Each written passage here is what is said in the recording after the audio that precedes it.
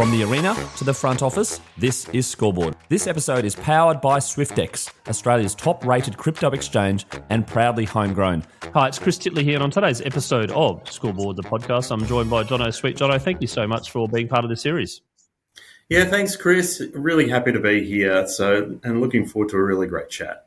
Jono, we sit here on Thursday, the 10th of July. I'm curious to know how your Thursday's been so far. Oh, mate, look, it's been, really good. It's a bright, sunny day down here in Sydney. So, it's, my morning's been fantastic, although, sort of checking the news as I do, being in corporate affairs most days, notice that Christian Horner is no longer part of the Red Bull racing team, which I thought was a bit of a surprise, but obviously they've had some real challenges over the start of this season anyway. So, certainly waking up to that was a bit of a shock. Absolutely. There's all happening in sport. I'm wearing my maroon jersey. Obviously, Queensland got the Bickies last night in the Origin as well. There's a lot happening in sport, and the British and Irish Lions are here, so we could talk sport all day. But we're here to talk a little bit about you, Jono, Australia's first men's aerial skier in the Winter Olympics. I want to unpack that. I want to go back to the early days about how that came about and where that came about. Yeah, look, I guess I was a pretty unusual winter sports person. I often joke around by saying, my start in aerial skiing was via equestrian, which is, a little bit odd. So just unpacking that, as you sort of said, we as a family used to take a ski trip for 2 weeks every year, and that was about it. I wasn't a gymnast. I was kind of a backyard trampolinist, if you like. I could flip pretty well. But I used to ride equestrian next to where they built the water jump park down in Victoria. And I discovered that park through that sport, and just kept knocking on their door every day until they actually let me come and have a shot. So they eventually did. I started training with, back then, what was called Team Buller, and because that summertime training facility was built, and one of the Swiss team skiers injured himself during the winter, but wanted to train through the following winter, and he actually wanted to learn English. His name was Andy Messerly, and competed on the World Cup team for Switzerland. He came out and stayed with me, and then I got to know Andy pretty well, and he gave me an intro into the Swiss team. So I then got the opportunity to come and stay with him in Zurich. I lived with him for a year, and started to train with those guys. And even to this day, the Aussie team has a pretty good relationship with the Swiss team. I think Mish Roth, who trained me, also has spent a lot of time training Laura Peel, I believe, who's just won her I think it's third Crystal Globe in aerial skiing. So that relationship to this day works reasonably well. I went on first World Cup, competed triples out of the gate. Was pretty hard, certainly crashed a lot. But eventually I made it to, I was the first aerial skier from Australia to get on the podium. So in Tignes in France, I was fortunate enough to get a bronze there. I competed triple and Layfield full or double triple for quite a few years. And back then, I got to quad twisting triples, sort of towards the later end of my career, which is the top DD at that time. And I was ranked about in the season of the time that I competed at Nagano at the Olympic Games in '98. I was ranked 5th in the world going into that Games. And it, certainly just prior to that also, I podiumed again in the World Cup, which was, never happened before. And then shortly after, I wrapped up my career due to injury. But yeah, that was basically my pathway into the sport. And Jono, what was it about aerial skiing that had attracted you? Was it your personality and the sport combined? Was it the technical elements? Was it the fun? Was it the adrenaline? I'm interested to know the connection. It's funny, Look, I'm afraid of heights. Right. Okay.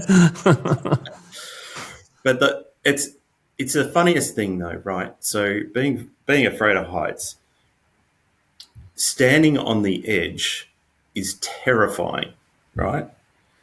But the thing that I loved the most, and is stepping off the edge.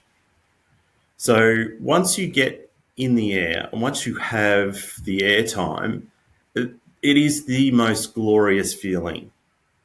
So while I can't stand on an edge, and I do have a fear of heights, aerial skiing, you ski into a ramp, you hit the ramp, you go from the flat to probably a 45 or 50 degree sort of angle, so that's pretty steep. So you're hitting it at about 60 kilometres an hour, and it shoots you sort of 60 feet above your point of landing. So it's like, and you're going from flat to the top of the curve in probably 6 metres. So the G-forces in the curve are frightening. Like, it can squash you like a can, basically. And it just shoots you like you're shot out of a cannon. And that feeling of just being so high and being free and flying in the air was just something that I absolutely loved and couldn't get enough of. And that was the driving passion for the sport. Probably less so the competition, probably less so... I wouldn't have classified myself as an overly competitive person, but I just loved it. And there's fear involved. It really pushes you mentally to the edge of what you can achieve. It pushes you in so many different directions, and it's just an amazing feeling. Do you think the nervousness at the start, and then for the actual adrenaline rush that you get, there's like, a couple of questions there. One is, how long does that last, that feeling for? And secondly, is it sort of like relief from the nervousness as well? It gets full on because, every day that you walk out there, there's not a person in the field that you're competing against that isn't afraid. Like, fear is present constantly, and it's not necessarily, and that doesn't stop outside of competition. So you'll do some of your biggest tricks in training. You may not necessarily compete those tricks. So every training session, there is that element of fear, and you've got to learn to manage it. And that's a real challenge. My coach used to, because he hated the idea that I had a fear of heights. So he was a rock climber, and he would take me out, and he'd climb 1,000-foot walls with me in a day, or however long it took. It's roughly like Yep. that sort of size or whatever it is. Was back then. It was a long time ago, but and he was using that for me to manage my fear throughout the day, right? So because it takes a long time, and so I remember going out and you spend the whole day practically terrified, but you do eventually sort of learn to compartmentalize some of that fear, and while you're kind of slightly terrified, you can still think your way through it, right? So the fear doesn't paralyze you. And I think it's an important lesson. And then, and it's an important thing that you carry through for the rest of your life, right? How to be able to react in difficult situations and not get paralyzed by fear, right? So all of this training and all of these things that we went through, I think it certainly helps in the way that you approach other situations. Have you been as fearful later on in life as the nerves sitting, ready to go for a jump? Probably. Look, I'm not. I don't know. I guess yes. I'm not. Well, it's different. It's hard to say, right? So, like, I've never been a massive public speaker, I suppose, and I don't. I probably don't put myself out there as much as I kind of should. I think I've got a better way of coping with the fear of physical punishment than sort of, I guess, scrutiny from peers. I think it feels quite different. So learning to overcome those fears or different fears is also quite challenging. And the feeling that you get from that is a little bit different but slightly terrifying as well.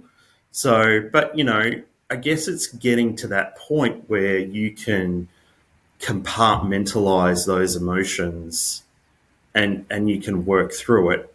So the key lesson in both situations is to just keep putting yourself in those situations and you'll learn to manage them better. You won't get anywhere by, not training and not doing what you need to do, right? Bottling it up and going, Exactly. I don't know, I'm not too sure. It's like, well, go practice, repeat, etc. Now, Jono, you did touch on that your career ended with injury, and from the outside, it looks at aerial skiing, you're like, oh my goodness, that's so risky due to injury. I'm going to ask you about your scoreboard moment, maybe one moment in your life which you do remember quite vividly, and then from that moment, things changed. Yeah, look, I remember, after Nagano, look, the Olympic Games for me was not a great event. I didn't do the jump that I called, and I certainly didn't finish very well. After coming into the Games sort of ranked 5th in the world, I completely buggered it up, right? It's one of those things that was very hard to deal with post-Games. And so my way of dealing with that was to throw myself hardcore into training, right? I wanted to fix that problem. So I trained really, really hard. And as a result, so if you're landing from 60 odd feet or, whatever it is, onto even hard water and they have bubbles to break the surfaces, all that sort of stuff. But if you do it enough, right, you have these impact injuries. And one of the impact injuries that I got was I fractured 3 vertebrae in my lower back and perforated 2 discs and had problems with bone, getting close to bone and all that sort of stuff. And I was waking up sort of tingling in my toes and, intense pain in my lower back and all this sort of stuff. And I went and saw a couple of doctors about it. They said that this is because I've trained so much and that this injury was not going to stabilise, and that I had needed to take some time to seriously think about whether I should continue doing what I was doing. And I remember I was driving home from work one day, and because these things don't hit you straight away, but I was reflecting on meeting with the doctors and meeting with, and the way that I felt, and knowing that at 26 I had a lot of life to live, and if I did further damage to my spine, that rest of my life was going to be substantially more difficult.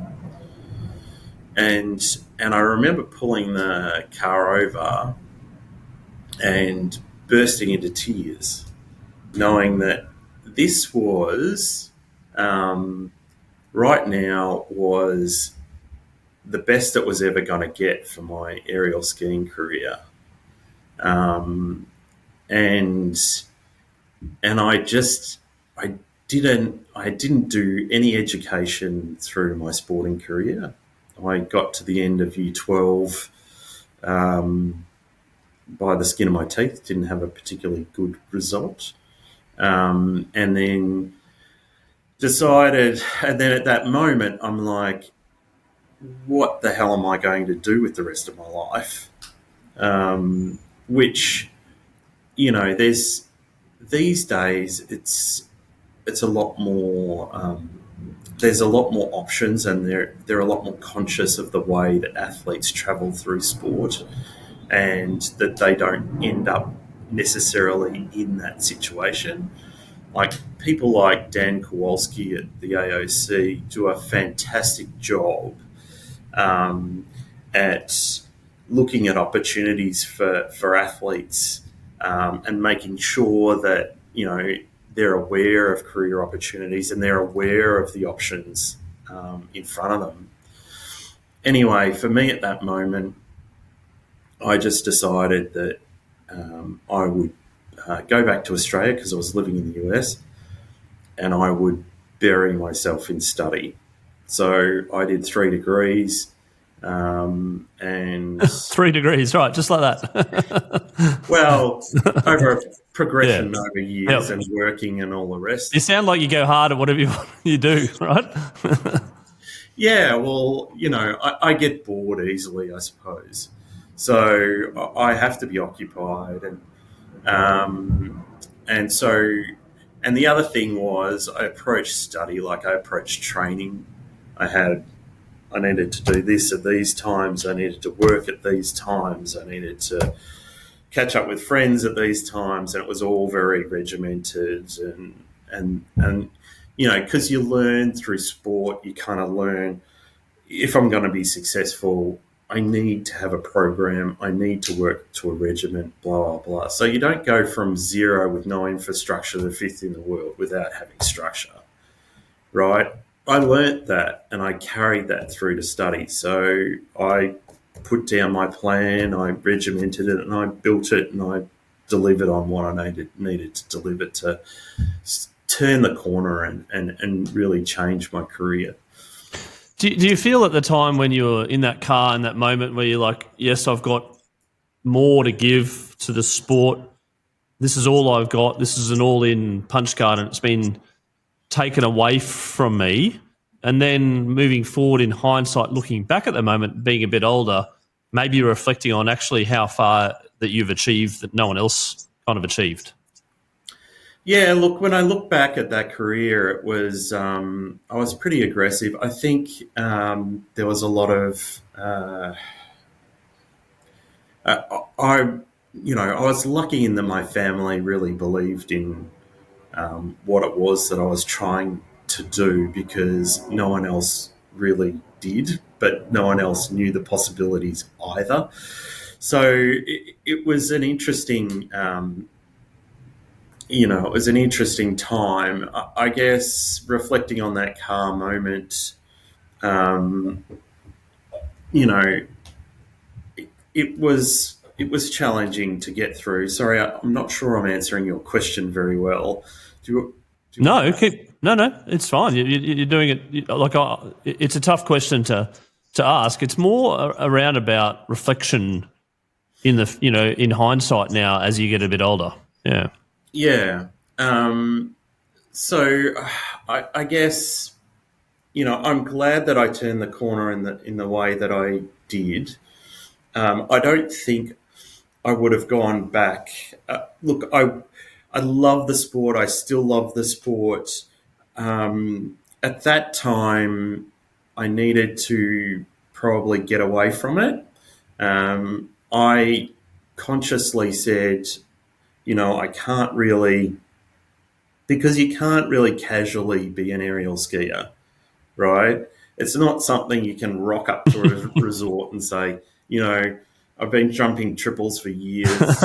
I just want to throw a few doubles. Can you? That'd be fun. Just let me ski on course. And they'd be, not with our insurance, mate. So it wasn't something that you could kind of casually do, and I didn't have a lot of other skills in a lot of other areas. So, and I certainly, actually at the time, I did have an offer to potentially coach C team for the US team. But I felt that was just prolonging the inevitable. Like, I needed something other than, skiing to be able to operate for the rest of my life. I could have gone back and become a coach, and it would have been a lot of fun, and it would have been continuing on the journey for more years. But I would have been older when I tried to change my life. It would have been harder, and I could see that. So I decided it was not an option for me. So like a pretty clean break from the sport while still enjoying watching it and still enjoying the snow, etc. I'm keen to know how your career progressed, and then maybe some of the traits that you've used back in your sporting days to the business life now. Yeah, look, perhaps one thing I perhaps didn't mention, and one of the great joys of what I did do afterwards was I got a call from Kirsty Marshall, who was world champion in female side of the sport many, many years ago. And Kirsty was a great friend, and she called me up about this young gymnast, trampolinist guy, and said, I don't have a lot of time. This guy's really good. Would you be able to help him out? And I said, yeah, I'd give him a hand. So I went out to the water jump in Australia, same place I started, and started coaching this young bloke who was so energetic and such a good, so good at his craft. Anyway, I got him up to Bulla, got him his first jumps on snow, and then he went on in probably 5 or 6 years' time to win the silver medal at the Olympic Games. And his name's Dave Morris, and he's an amazing young bloke. But, yeah, so I did do a little bit of coaching outside of when I came back. Yep. So, yeah, sorry. But still, that must have been a bit of a proud moment to see someone get an Olympic medal. 100%. So Dave actually gave me a little framed, because I didn't go to Sochi, of course, but the medal ceremony for Sochi, they give you tickets for family and friends. Anyway, he saved a ticket for me, and he signed it and framed it and gave it to me. And I still have it hanging on my wall at home. So, yeah, it was great. That's awesome. I'm curious to know now later on in life when you have a conversation with someone that doesn't know you, just broadly speaking, and then they just start talking about sport and they start talking about the Olympics, and then you casually throw in that you participated in the Winter Olympics. How does that go, and how do you feel with that now? Yeah, people are always quite surprised, and it's unexpected, I guess. And look, it does make for good barbecue, I suppose. Yeah. So, and look, that they certainly ask a lot of questions about, typically one of the ones that you asked before, which was around, how does that help you, in life, I suppose.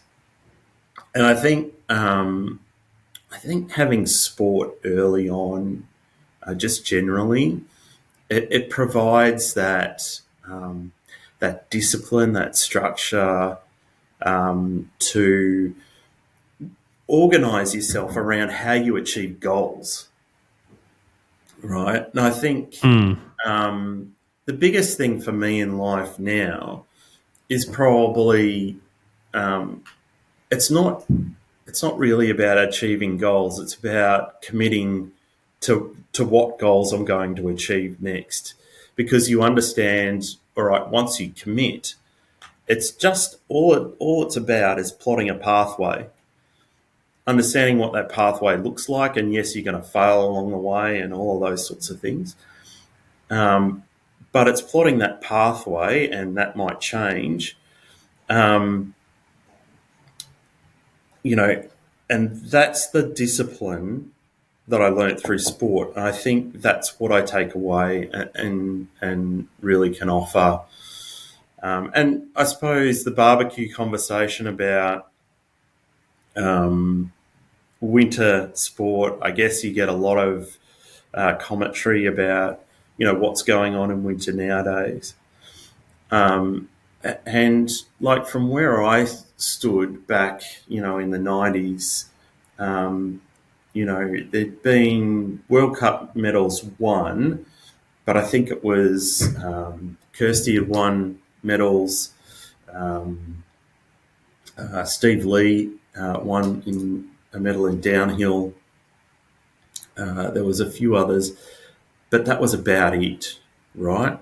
So when I came along and won mine, I was, must have been probably, I don't know, third or fourth or fifth person to get to a Winter Olympic medal from Australia. So, but then you look nowadays, oh my God, like the team at the moment is frightening. There are some amazing athletes out there. I mean, obviously people like Jakara Anthony, she's achieved so much. Like she smashed season before last. Obviously she's got a shoulder injury at the moment, which coming up to Milan Cortina, we'll see how she navigates that. But, Scotty James, like Crystal Globe snowboarding, absolutely amazing. I think it's his fourth time world champion. Yeah, I'm not too sure on that one. I'm not a close follower, but that's okay. And then you've got people like Charlotte Wilson, who last season, after 10 World Cup starts, she won dual moguls on the Milan Cortina course, like young in mogul skiing. So, you've got some really amazing talent sort of coming through. And what Bree Walker's done in bobsled, that's phenomenal. So you look at the team as a whole. So I talked about, and I haven't even talked about aerial skiing. I talked about snowboarding. I've talked about bobsledding, bobsled. I've talked about, a few other disciplines, mogul skiing. I think I mentioned that. Anyway, whatever. So, and you look at Danny Scott and Laura Peel in aerial skiing, and Laura, she's got a swag of crystal globes and whatnot as well. And then you think back at where we were in the 90s, we didn't have much infrastructure. We didn't have a lot of coaching staff. We were reliant a lot on overseas countries to help us out. Now, up in Brisbane, we've got an absolutely amazing training facility for aerial skiing, completely world class. And, you know, in aerial skiing, we continue to produce, you know, amazing athletes. And, you know, so many other sort of freestyle-related disciplines in winter sport, we continue to produce just amazing people. And it's grown. So, look, to say that, or to ask me if I'm excited about Milan Cortina, my God, like it's, you know, it's what we've produced in the past. Beijing was our most successful Winter Games, and with 4 medals at that Games, and it wasn't so long back. It was only 20 years before that Games that Steve Bradbury and Alyssa Camplin produced our first ever gold medals. Like, you know, in 20 years, we've come a bloody long way. So it's pretty amazing to see where winter sport's going. I recently had Duncan Armstrong on the podcast, and his iconic gold medal in 1988 in the 200-metre freestyle was the only gold medal from the Australian swim team back then. And now you think about whether if we only got one gold medal in the Olympics, we would go, oh, my goodness, that was a terrible meet, so to speak. But back then it was pretty scarce and pretty rare. And I can see the connection that he had with swimming and where the swimmers are now. And there's an element of pride and a sense of like, you know, I helped build this to a degree. You must have the same sort of feeling. Yeah, Duncan's a great guy. So I did a lot of the home front communications for the Australian Olympic Committee back in Australia for the last Paris Games. And I got the opportunity to work with Duncan up in Brisbane on a couple of media ops. He's such a lovely bloke. But look, to come to your question, yeah, look, winter sport, I am immensely proud of what's been achieved. I think the guys at the Australian or at the Olympic Winter Institute have done a fantastic job at building that institute. Jeff Lipshut's done a great job at, you know, pulling together a lot of the programs there for, you know, bridging that gap between sort of the grassroots right through to elite sport and high performance programs, and people like I'm just trying to think, name's escaping me. Michael Kennedy from Snow has done a fantastic job at bringing athletes through as well. So, look, I think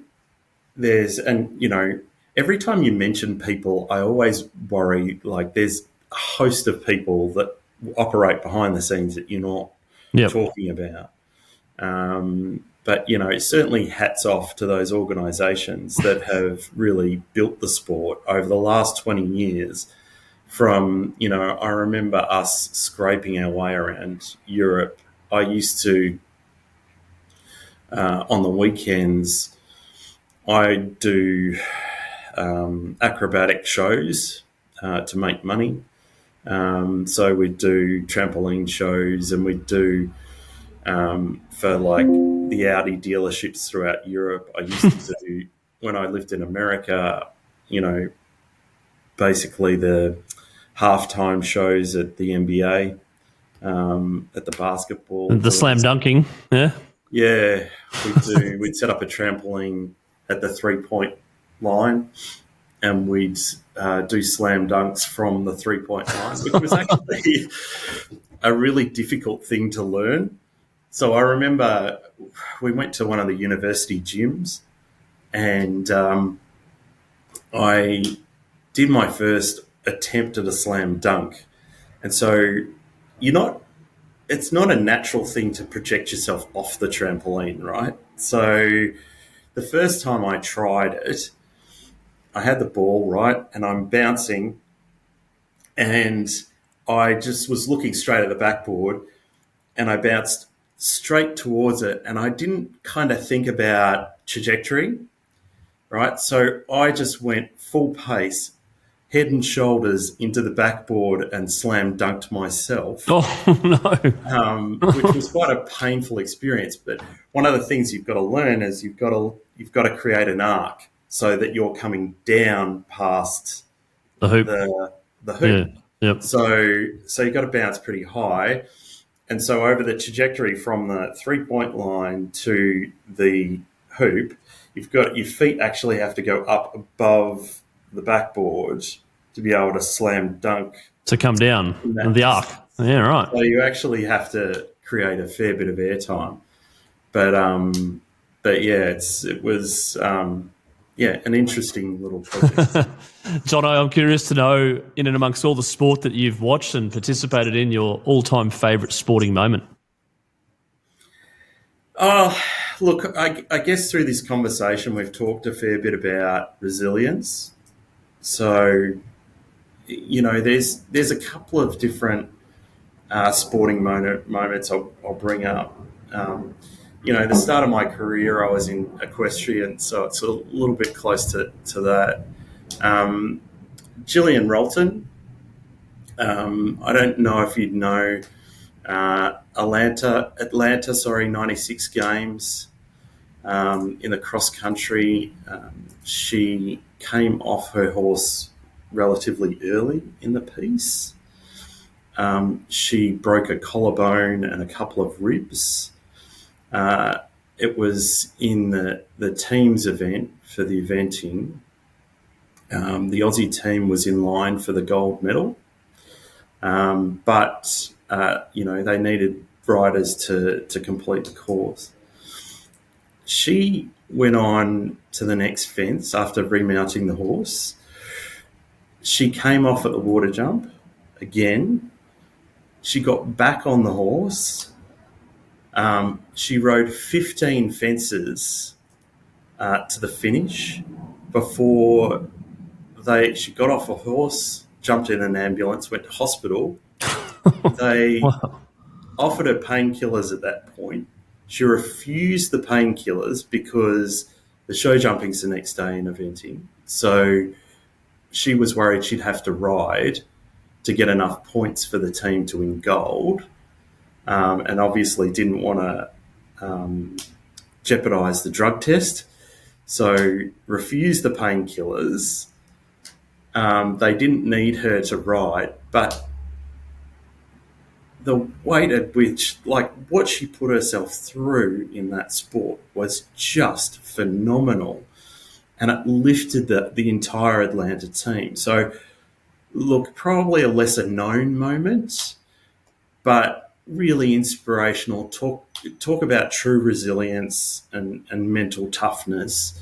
That was undeniably, And the second one, I suppose, a very well-known moment, but I reflect on it a bit around what he must have gone through, and that's Peter Norman. So Peter from the 1968 Mexico Games, where he stood on the podium. Oh, right. Yes. Yep. With Carlos and Smith when they gave the Black Power salute on that day. And I suppose, Peter, he they talk about the moment that they told Peter they were going to go through with, I guess for love of a better term, the podium protest. And his response was nothing but love for what they were trying to do. And to the point where one of the guys, from what I understand, didn't bring his gloves. And so Peter Norman suggested that they share the one set of gloves that they have. That's why you see a left and right on the podium. And so he also wore a human rights badge in support of what they were doing. But when he got back to Australia, he was so marginalised by the press. And again, the resilience that he had to have to get through, and to the point where it jeopardised him being, his selection at the 72 games in Munich. And yes, there's some, I guess the selectors kind of were, he didn't actually make the selection at the qualifying events, but he'd had some very good times outside of that. And, for someone to hold that 200-metre record that he set at that games for Oceania for the next 56 years, he was an undeniable, amazing talent. And the resilience that he showed, was amazing. And obviously the Australian government gave him that posthumous apology for him being ostracised once he came back to Australia. But what he must have gone through. And so I suppose the things that I admire most are really people that can exert that real both mental and physical resilience around who they are. And I think there's a lesson in that for everyone and for business, and to be able to push through some of the real challenges in life. Jono, that sums it up really, really well with those two all-time favourite sporting moments. Fantastic. I haven't heard those ones before. There's been some other huge, I suppose, events that most people remember, but the ones that are deeply personal to you, I really do appreciate you sharing that story. Now, Scoreboard has a partner now, yay. We've got Swyftx, an Australian crypto exchange that is helping us power stories from the game of sport. But as part of that, there's a little segment that I've introduced called the Bucket List, and the Bucket List is powered by Swyftx. Where can crypto take you is their new catchphrase. The Bucket List is an event that you haven't attended yet thus far in terms of sport and that you'd love to. Oh, look, I've become a bit of an F1 fan, I suppose, even, talking about the, what's been going on lately. And I'd love to go to the Monaco GP. That would be awesome. Yeah, that's got to be probably... In your super yacht or in your private jet that comes in as well? Yeah, either's fine. But, it just looks amazing. I've always been a bit of a fan of F1. I've been to the Melbourne GP a couple of times. It's an amazing event. And obviously the popularity ever since the Netflix show has popped up has meant that, just about every country wants a GP. And I believe there's a lot of pressure on existing Grand Prix to keep going. So I hope they do keep maintaining that, the Australian Grand Prix. It's a great event, but I'd love to go and see the pinnacle of F1 in Monaco. But hopefully I get to that one of these days. I think that's definitely my bucket list. That's awesome. Jono Sweet, thank you so much for being part of Scoreboard, the podcast today, and sharing your story from your early days, your youth, through the competitiveness of aerial skiing to now where you're at now, and the resemblances between business and sport and life and the interconnection, which is perfect for what we're trying to do here at Scoreboard and tell the stories of sport and business and life. I wish you all the best in your life moving forward and the different phases of life that you're going through right now. and looking forward to catching up and following the progress. And thanks again to our friends at Swyftx who are powering this podcast. Yeah, thanks, Chris. Thanks for having me along. And I really enjoyed having a bit of a chat. So, yeah, thank you very much.